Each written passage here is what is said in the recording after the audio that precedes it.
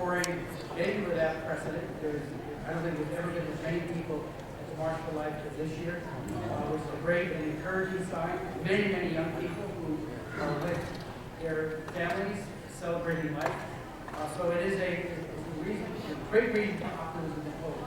Even though, as I said in my comments down at the March, we certainly have seen some setbacks on the national level with the re-election of President Barack Obama, who without any doubt has emerged as the abortion president, a man who has integrated abortion into virtually everything he does domestically and internationally. And certainly Obamacare, which has abortion embedded in it in several areas, particularly on the funding side, really portends some very difficult times ahead. But we are up, ready to fight it and until we prevail. There are two members of Congress here who have been champions for life. Scott Garrett, a very fine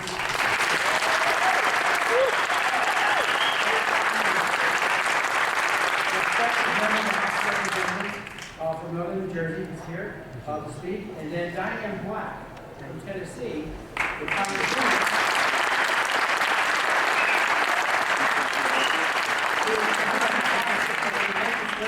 Been the leader and the strongest driver in the effort in Washington.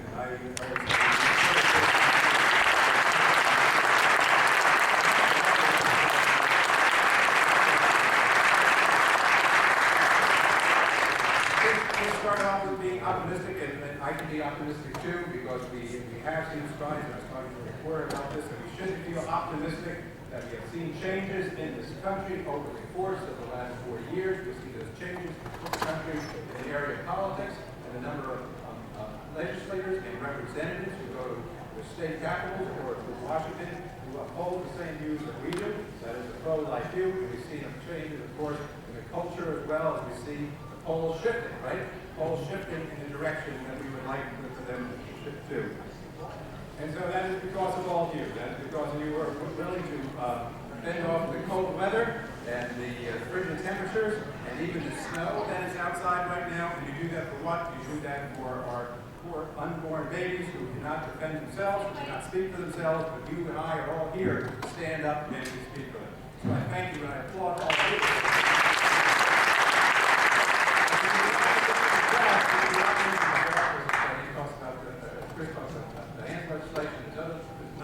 Legislation, and not step on anybody else. We have like the ultrasound informed consent legislation, the HR 3803, basically outlawing abortions here in the District of Columbia, in the nation's capital, under certain circumstances, and also one dealing with being able to bring children across state lines as well. A number of important pieces of legislation where your pro-life members of Congress have co-sponsored that legislation, drive forward that legislation, and also, of course, continuously together sending a message to one of the most pro-abort administrations ever. I'm not sure whether we're having the effect that we want to have on that administration, but we get together continuously in letters to that administration to speak strongly to them. But what comes out of all this, of course, is the ironies in the fact that we have this administration in Washington right now. The ironies in the culture that still remains. The ironies is that we have a government that says that a woman has the right to choose whether or not this poor unborn baby is going to live or die, but we, as taxpayers and citizens of the state, do not have the right to choose whether we're going to fund those abortions at the same time. It's ironic. It's ironic that when it comes across to the issue of schools and what have you, the other side believes that they should have the right to choose whether a school or an adult should be able to take like a teenager, basically, across state lines for the purpose of abortion. But we, as parents, and I see a lot of parents here in the room, that we as parents don't have the right to choose whether our children are going to be taken across state lines. And it is ironic to understand that we have an administration who believes that you have a right, basically, to free contraceptives under any circumstances, but we do not allow that unborn child the right to make that fundamental decision whether he or she is born or not. That is the sad part. That is the reason why we continue to come to Washington. That is the reason why we continue to fight. Now, I'll close this on this a little bit of a political analysis of where we are right now.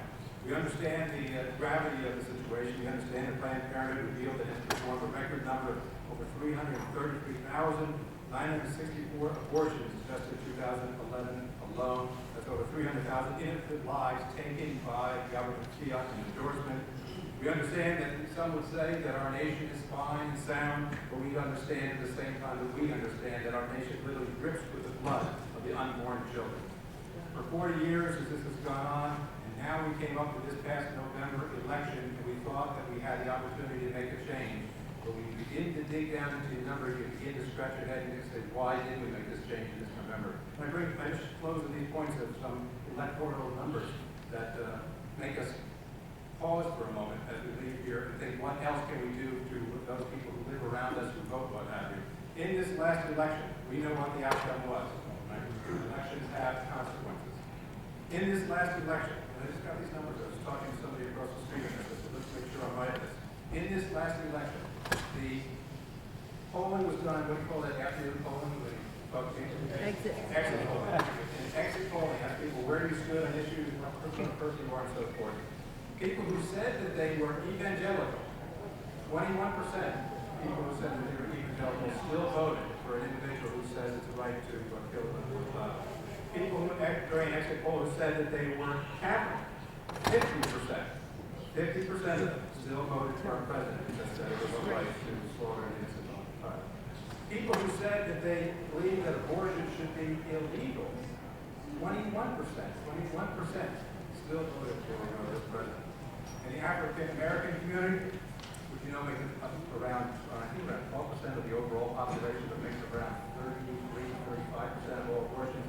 There was 150,000 abortions by African Americans in around 2010, 2011. Of them, 93 of that group of people, 93% voted for this president. So we obviously have our job to do, not only in trying to change the tide and culture of this country as well, but we also have a political job to do as well. Bring some of those other people who believe in the pro-life cause as much as all of you do, to realize during these elections that elections have consequences. And I thank you for all that you do. God bless.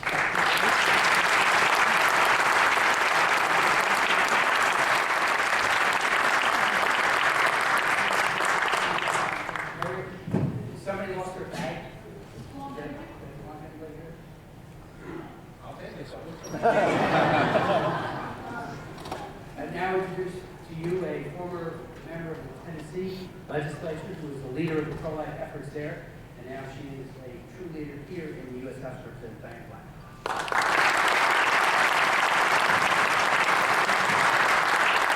Thank you so much, Chris. And I'm going to see how many of you are from New Jersey. Raise your hand. You are not from New Jersey. This is a whole room of folks. I invited some of my Tennessee folks here, but I don't know whether they didn't find the room or they just didn't want to come here. I'm not sure. Oh, there's a big snacks. That sounds like my Tennessee. Listen, it's so great to be here with you all today. Chris, thank you so much for all your leadership. For 30 years now in the pro-life leadership.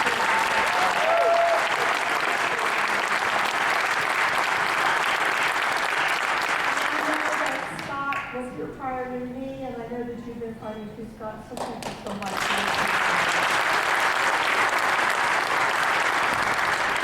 Wow, when I stood on that stage today and looked out at the crowd, the sea of people that I told my staff, it was back in the office when I got back, I said, you really don't realize how big that crowd is unless you're standing up and you can see out all over, and it looked like a bunch of ants that were coming from every direction to the anthill.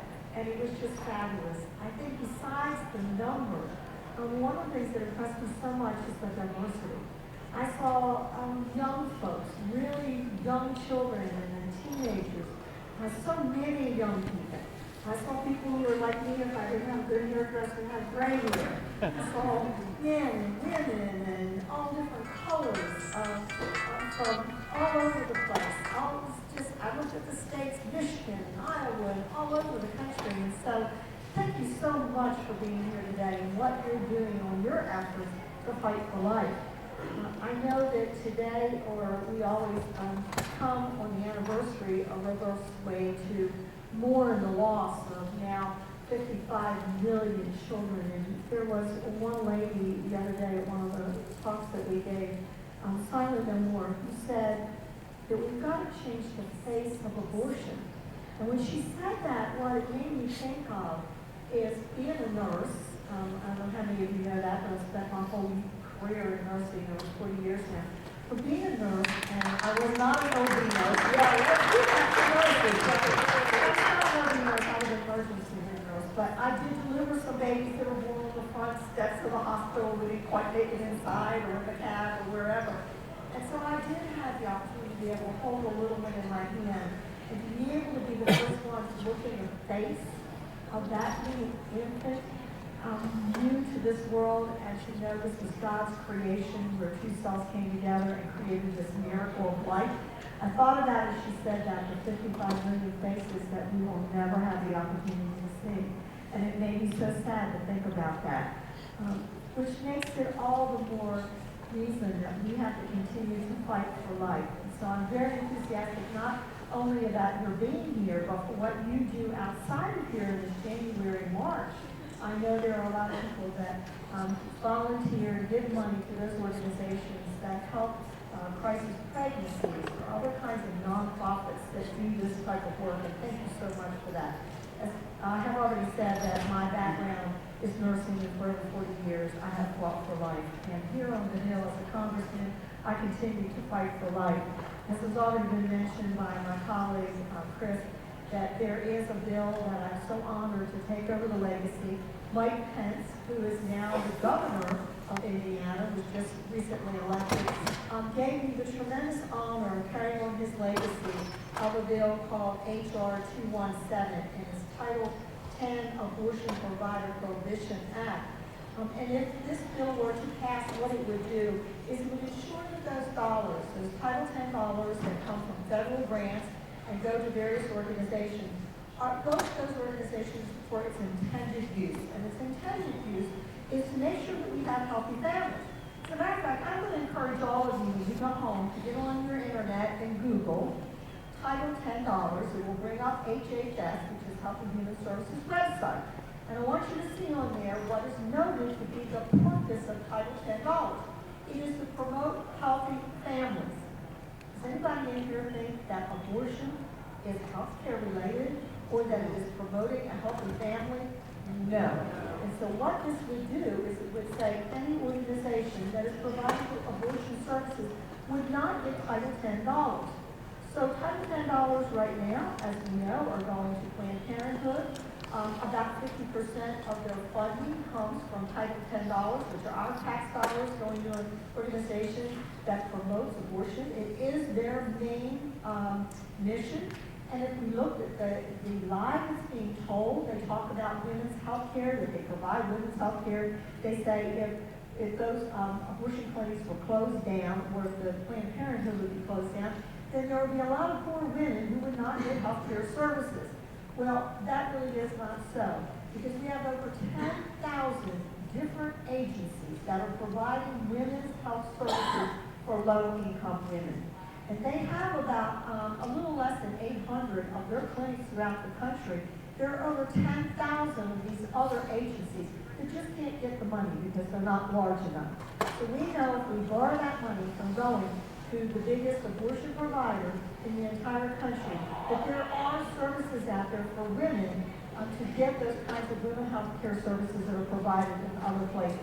As a matter of fact, if we look at Planned Parenthood, 92% of their pregnancy services go to abortions.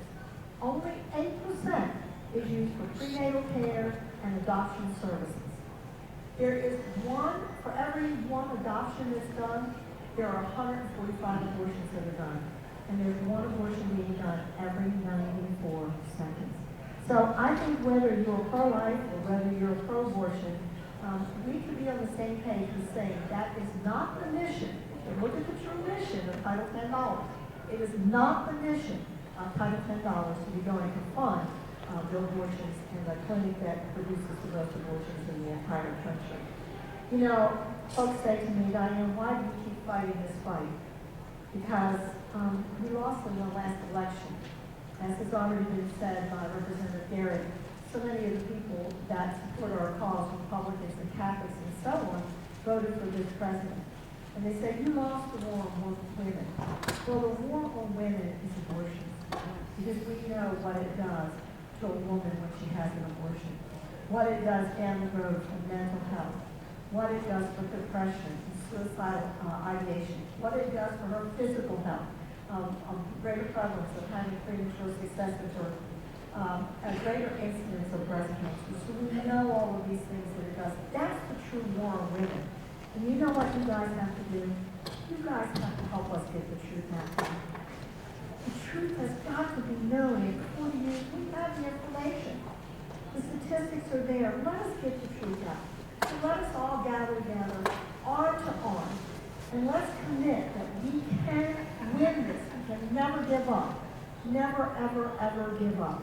We didn't give up at the state level. It took 11 years to get to where we needed to be in order to change some things there. And we cannot give up on a national level. I know I've gone way over my time, but I just want to once again say thank you for your fight for life. It is worth it.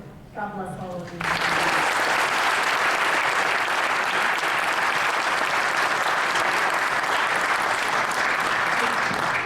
Final comments, and talking about going over your time. I always go over my time. It seems to be a problem that I have, but I'll never forget. I chaired the Lyme Disease Caucus, and I was asked to give a keynote here in Washington for the Lyme Disease Association of America. They said you have a full hour to speak. So I took an hour and 5 minutes, and afterwards, I see these young people in the front here. A little 4-year-old came walking up, and she said, "Mister, your speech was long and boring." Walked away. A couple minutes later, her father came up and said, "I saw you talking to my little daughter Melissa. I just want you to know she just repeats whatever she hears."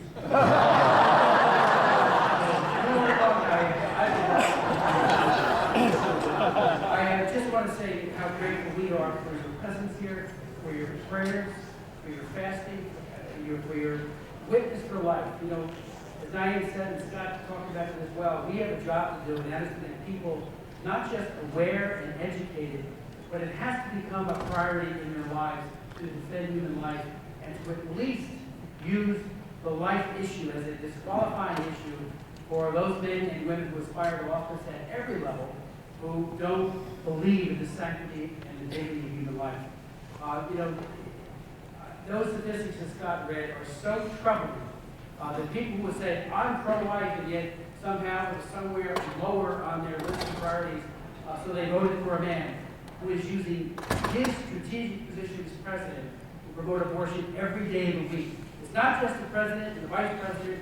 It's Catherine Sebelius, the HHS secretary. It's the attorney general. It's the secretary of state, Hillary Clinton. Right across the line, and all of the undersecretaries, all of the assistant secretaries, all of the policymakers who work 24/7 to integrate the culture of death with your tax dollars in mind as we export abortion and as we promote it and promulgate it here in the United States. The good news is that the states are taking very effective action. We had the greatest successes this past year throughout the 50 states in passing pro-life legislation to at least deter some of the abortions, informed consent, parental waiting periods, and a whole host of other bills, including sex selection abortion bans, which we're trying to do right here in House of Representatives. Last year,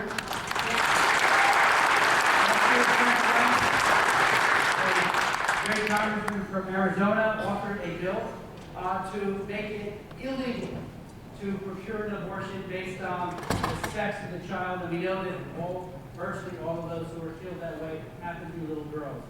We got a good majority. Barack Obama, through his spokesman, said that if the bill were presented to him, he would veto it. I mean, that is the ultimate. We talk about war on women.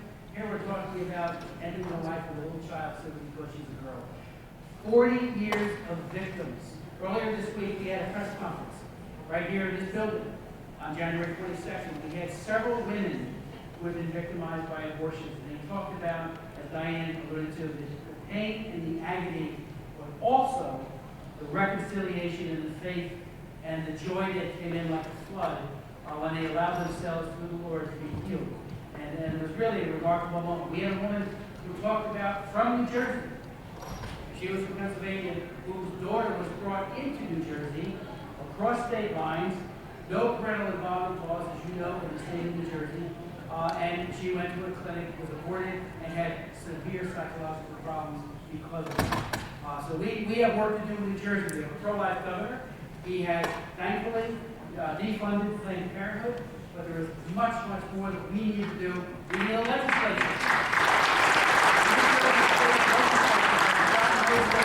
Having served with distinction in the legislature is pro-abortion. The Democrats that control it are not pro-life. So how does anything get to the governor's desk to sign when he can't get it out of committee or out of the Assembly or the State Senate? So we have Assembly and State Senate elections coming up. We need to be involved with those and speak out on behalf of candidates who espouse and believe in the sanctity of life. But much to be done. We will work hard. We will defend life. We're looking at two great champions right here, and we have others. What a group. It's all about teamwork. We have a great team in Washington. We need your prayers and your help. And through the grace of God, we will win. Thank you.